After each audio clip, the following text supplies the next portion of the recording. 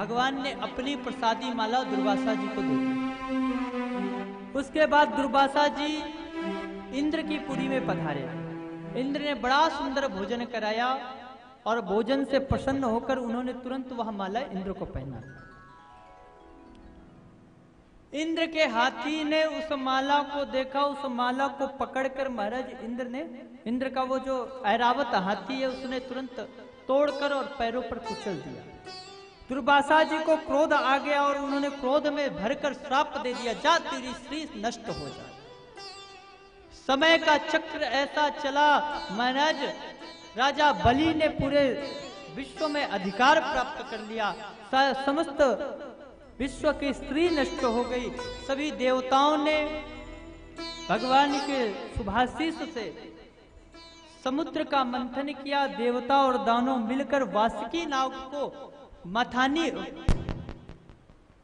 रस्सी बनाकर, मंदराचल पर्वत को रई बनाकर भगवान ने समुद्र मंथन करवाया।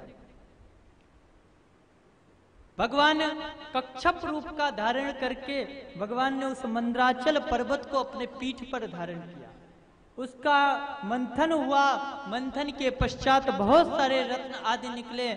घोड़ा निकला, उसको राजा बलि ने रख लिया।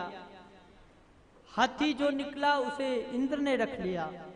कामधेनु गाय निकली, उसे संतों को दे दिया गया। कौस्तुभ मणि निकली, उसे भगवान ने धारण कर लिया। लक्ष्मी जी प्रकट हुई, लक्ष्मी जी को का वर्णन नारायण के साथ हो गया। इस प्रकार तरह तरह के रत्न आदि निकले। कालकूट विष निकला, उसे भगवान शंकर ने अपने कंठ में धारण किया। इसके पश्चात अमृत निकला। भगवान मोहिनी का रूप धारण करके उस अमृत का पान देवताओं को करा दिया। राजा बलि जो देवताओं से विजय प्राप्त करके स्वर्ग में अपना कब्जा कर लिया था, देवता पुनः पुष्ट हो गए। देवताओं ने दानवों को मारकर भगा दिया। राजा बलि आए और गुरु शुक्राचार्य से कहा, गुरुदेव अब देवताओं ने अमृत का पान कर लिया है, क्या अब हम उनसे जीत नहीं सकते, युद्ध नहीं कर सकते? शुक्राचार्य ने कहा, क्यों डरते हो? अरे उन देवताओं ने अमृत भले ही पान कर लिया है, हम उन्हें मार नहीं सकते, पर क्या उन्हें हरा भी नहीं सकते? तुरंत उन्होंने आदेश किया, 3 चीजों का ध्यान रखो, ब्राह्मणों की सेवा करो, गुरुजनों की आज्ञा का पालन करो और यज्ञ करो, इससे तुम पुष्ट होगे। और पुनः महाराज गुरु जी की आज्ञा से राजा बलि ने वही गुरु जी की आज्ञा से खूब पूजा पाठ किया, यज्ञ आदि हवन किया और उसके बल से इंद्र को हराकर महाराज पुनः स्वर्ग पर स्थापित हो गया।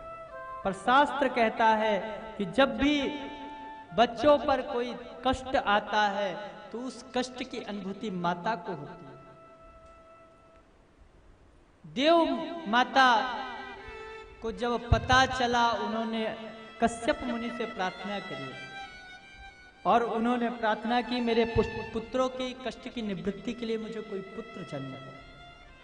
कश्यप जी ने उन्हें बड़ा सुंदर एक व्रत बताया, जिस व्रत के करने से वो गर्भवती हुई और धीरे धीरे भादों का महीना आया, द्वादशी तिथि आई और उस द्वादशी तिथि में मेरे प्रभु नारायण ही स्वयं 52 रूप में माँ के गर्भ में, देव माता के गर्भ से जन्म लेकर प्रकट होते हैं। बोले 52 भगवान की